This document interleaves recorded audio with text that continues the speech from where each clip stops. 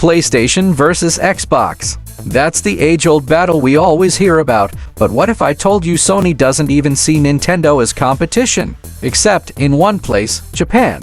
Let's break down a surprising quote from Shuhei Yoshida, former head of PlayStation Studios and current indie champion at Sony, and what it really tells us about how Sony sees the gaming world. Here's the exact quote from Yoshida: "Inside Sony, even when they do a business analysis, Nintendo doesn't show up. There's a competition market share between PlayStation and Xbox. Not that they're ignoring Nintendo, but they don't necessarily feel Nintendo is competition because Nintendo is covering a different audience." Hold up, Nintendo doesn't show up in Sony's competitive analysis? That's wild, right? But here's what's going on. Sony sees Xbox as the direct rival in terms of services, power, and audience.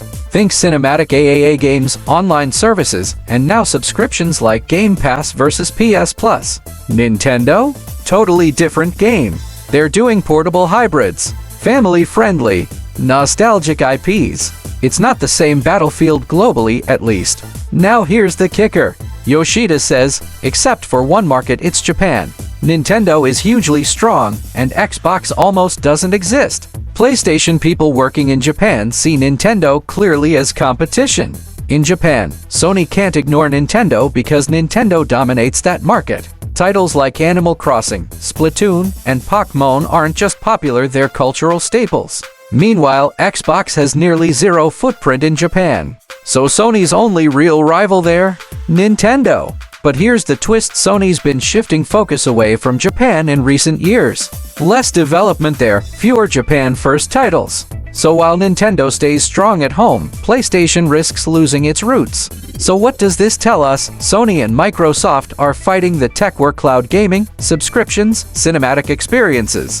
Nintendo is playing their own game innovation, IP strength, and hardware uniqueness. But in Japan, it's a different fight.